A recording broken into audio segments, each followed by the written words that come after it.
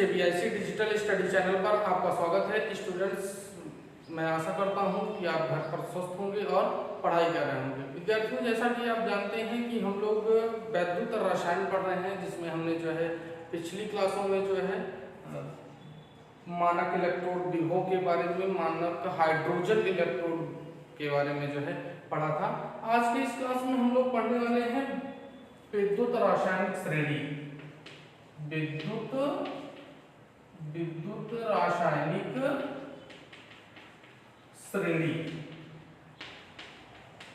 विद्युत रासायनिक श्रेणी क्या होती है, आइए देखते हैं। विभिन्न प्रकार की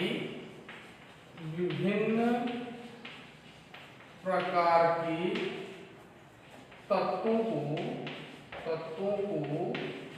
उनके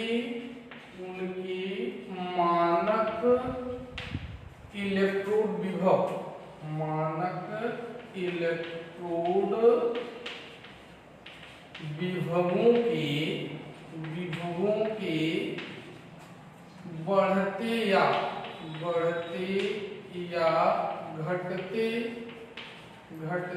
क्रम में रखने पर जो श्रेणी प्राप्त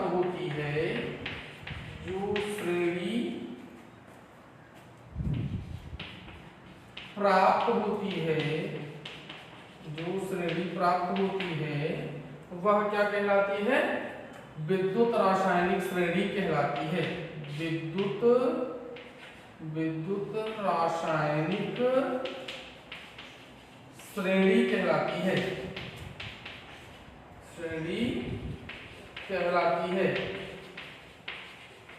विभिन्न प्रकार के तत्वों को उनके मानक इलेक्ट्रोड विभवों के जो है बढ़ते या घटते क्रम में रखने के बाद जो श्रेणी प्राप्त होती है, उसे हम विद्युत रासायनिक श्रेणी कहते हैं। विद्युत रासायनिक श्रेणी में जो है उनके मानक इलेक्ट्रोड विभवों के घटते क्रम को जब घटते क्रम में रखते हैं, तो सबसे ऊपर जो होता है वह जो है सबसे ज्यादा मानक इलेक्ट्रोड विभव जिसका होगा वह धातु, और सबसे नीचे जिसका मानक इलेक्ट्रोड विभव सबसे कम होगा उसको रखते हैं। तो जो है तत्वों के अपचायक गुण होते हैं या इलेक्ट्रॉन त्याग करने की प्रवृत्ति जो होती है, वह जैसे जैसे जो है हम नीचे जाते हैं श्रेणी में, जो है जैसे ऊपर से नीचे जाते हैं, तो जो अपचायक प्रकृति होती है, अपचायक प्रकृति क्या होती है? घटती। तत्वों की अपचायक प्रकृति घटती है। और जब अपचायक प्रकृति घटती है, यानी इलेक्ट्रॉन त्याग करने की प्रवृत्ति क्या होती है? इलेक्ट्रॉन त्याग करने की प्रवृत्ति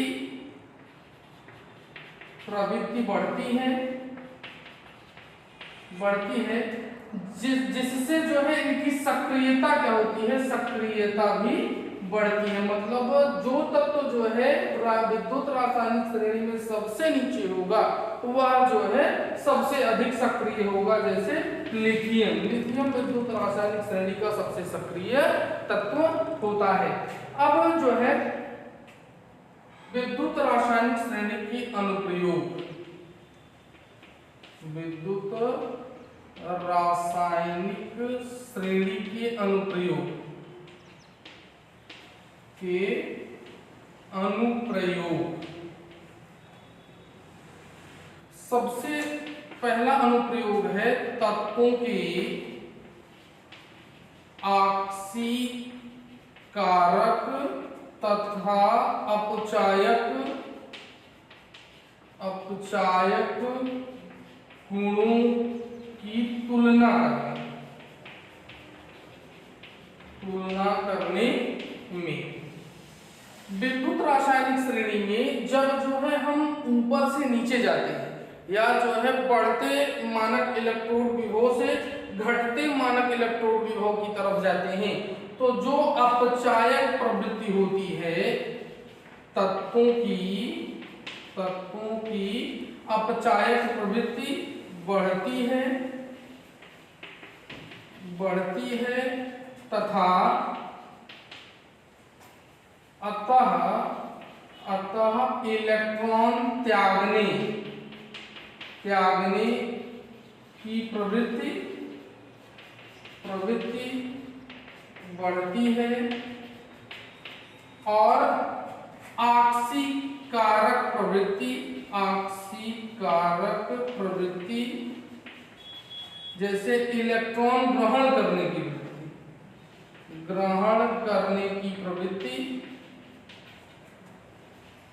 प्रवृत्ति कम होती है और जैसे जो है अपचयन प्रवृत्ति बढ़ती है वैसे वैसे जो तत्वों की सक्रियता जो है बढ़ती जाती है।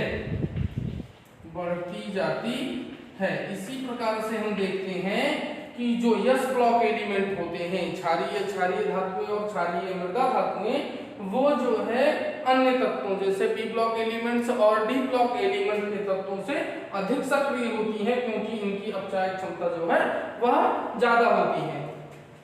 अगर हम जिंक तथा मैग्नीशियम की बात करें तो इनमें सबसे अधिक सक्रिय कौन है? तो जो अपचायक गुण होता है किसका? मैग्नीशियम का अपचायक गुण जो है जिंक से जो है अधिक है, अतः जो मैग्नीशियम है यह अधिक सक्रिय है। मैग्नीशियम जो है अधिक सक्रिय धातु है, अधिक सक्रिय तत्व है। रेडॉक्स अभिक्रिया की संभावना ज्ञात करना दूसरा है। रेडॉक्स अभिक्रिया की संभावना ज्ञात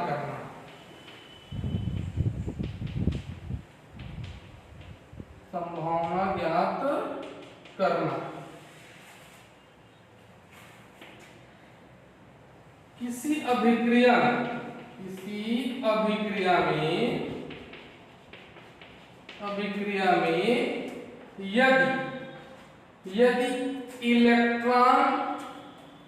यदि इलेक्ट्रॉन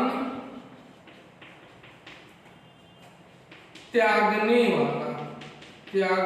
वाला तत्व इलेक्ट्रॉन ग्रहण करने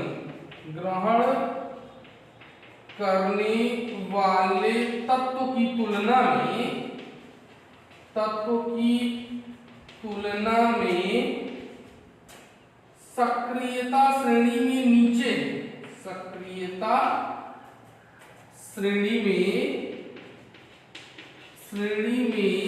नीचे है तो रेडॉक्स अभिक्रिया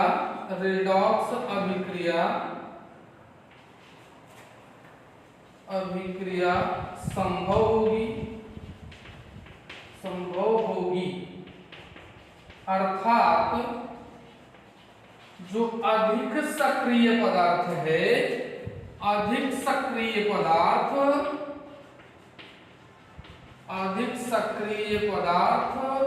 कम सक्रिय पदार्थ को उसके लवणीय विलयन से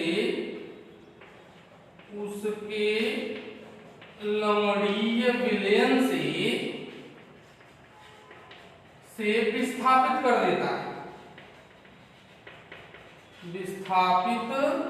कर देता है। जैसे कि यदि जो इलेक्ट्रॉन त्यागने वाला तत्व है वह इलेक्ट्रॉन ग्रहण करने वाले तत्व से सक्रियता श्रेणी में जो है नीचे होना चाहिए, क्योंकि जो अधिक सक्रिय पदार्थ है मतलब कि जो नीचे रहेगा वह अधिक सक्रिय होगा और जो इलेक्ट्रॉन जो है ऊपर होगा वो कम सक्रिय होगा। तो इलेक्ट्रॉन दाता जो है इलेक्ट्रॉन ग्राही से नीचे होना चाहिए, नहीं तो रेडॉक्स अभिक्रिया संभव नहीं होगी। यह तभी संभव है जब अधिक सक्रिय पदार्थ कम सक्रिय पदार्थ से जो है इलेक्ट्रॉन देने वाला जो होगा वह इलेक्ट्रॉन ग्रहण करने वाले से ऊपर होगा, क्योंकि जो इलेक्ट्रॉन देने वाला पदार्थ है, यदि वह नीचे नहीं है तो वह ग्रहण करने वाले पदार्थ से कम सक्रिय है और यह अभिक्रिया संभव नहीं होगी। जैसे ZnSO4 plus Cu goes to CuSO4 plus FeSO4 goes to Fe। अब यहाँ पर जो कॉपर है, कॉपर यह जो है इलेक्ट्रॉन दाता है और Fe इलेक्ट्रॉन ग्राही है, इलेक्ट्रॉन ग्राही है। यह अभिक्रिया संभव है या नहीं, इसको हम देखने के लिए अगर सक्रियता श्रेणी को देखें तो जो आयरन है, आयरन जो है वह सक्रियता श्रेणी में कॉपर से नीचे है। और रेडॉक्स अभिक्रिया संभव तब है जब दाता जो है वह जो है ग्राही से सक्रियता श्रेणी में नीचे हो अथवा अधिक सक्रिय हो। तो यहाँ पर यह अभिक्रिया संभव नहीं है क्योंकि कॉपर जो है आयरन से कम सक्रिय धातु है, अतः कॉपर आयरन को उसके लवणीय विलयन से विस्थापित नहीं कर सकता है। यदि हम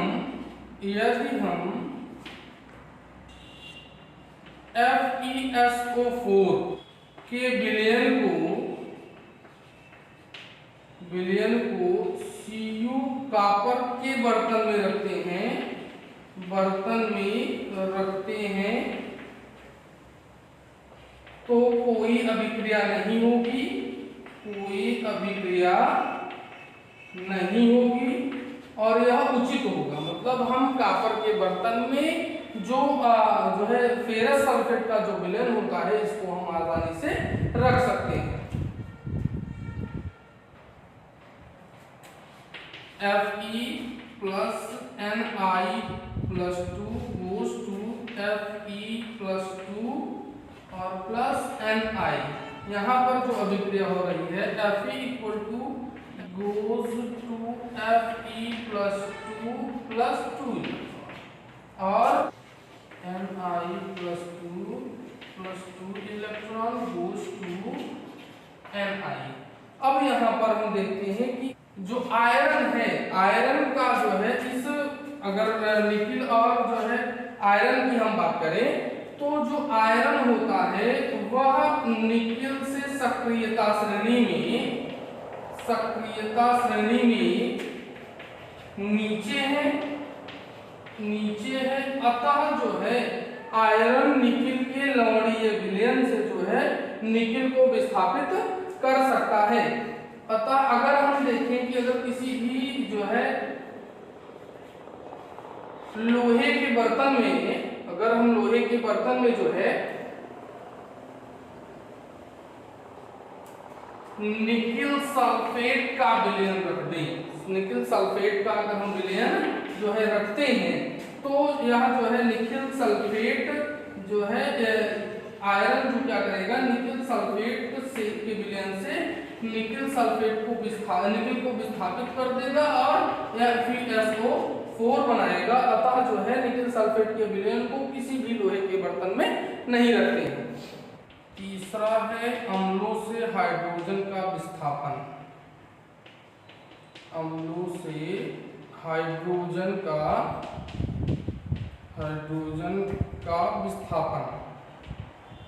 विस्थापन वे तत्व जो सक्रियता श्रेणी में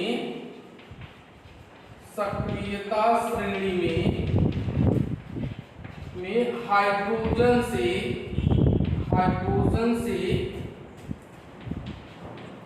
नीचे होती हैं, वह हाइड्रोजन से अधिक अपचायक गुण प्रदर्शित करती है, अपचायक गुण प्रदर्शित करती हैं। अतः वे जो है वे अम्लों से हाइड्रोजन को विस्थापित कर देती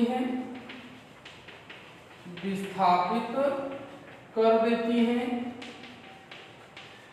जैसे जिंक क्या होता है H2SO4 विलयन से जो है हाइड्रोजन को विस्थापित करके ZnSO4 और हाइड्रोजन गैस जो है अभिक्रिया संभव है। लेकिन यदि कॉपर को जो है H2SO4 में डुबाया जाता है तो यह CuSO4 प्लस H2 नहीं बनाता और यह अभिक्रिया संभव नहीं है, इसलिए कि कॉपर जो है हाइड्रोजन से सक्रियता श्रेणी में ऊपर रखा हुआ है, अतः जो है यह हाइड्रोजन से अधिक सक्रिय नहीं है, जबकि जिंक जो है सक्रियता श्रेणी में हाइड्रोजन से नीचे है और यह जो है हाइड्रोजन से अधिक सक्रिय है। तो है हमारा सेल का EMF ज्ञात करना। सेल का EMF ज्ञात करना। किसी भी सेल के EMF को ज्ञात करने के लिए जो है सूत्र होता है E not cell equal to E not cathode minus E not anode. इसे हम E not cell equal to ER minus EL भी कर सकते हैं। यहाँ पर ER मतलब कि जो इलेक्ट्रोड राइट में होगा उसे कैथोड कहते हैं और जो इलेक्ट्रोड जो है जो इलेक्ट्रोड लेफ्ट में होगा EL इक्वल टू ER। जो इलेक्ट्रोड लेफ्ट में होगा वह क्या होगा, कैथोड होगा, और जो राइट में होगा वह एनोड होगा। तो यहाँ पर दो संभावनाएं होती हैं। यदि जो है E not cell equal to is greater than 0, जो यह जो है जो E not cell is greater than 0, यदि इसका मान जो है EMF का मान जो है वह 0 से अधिक है तो सेल में अभिक्रिया संभव है। सेल में अभिक्रिया क्या होती है, संभव होती है। और यदि E not cell equal is less than 0, यदि जो है E नॉट सेल का मान जो है 0 से कम आता है या 0 आता है तो वह अभिक्रिया क्या होती है, संभव नहीं होती है।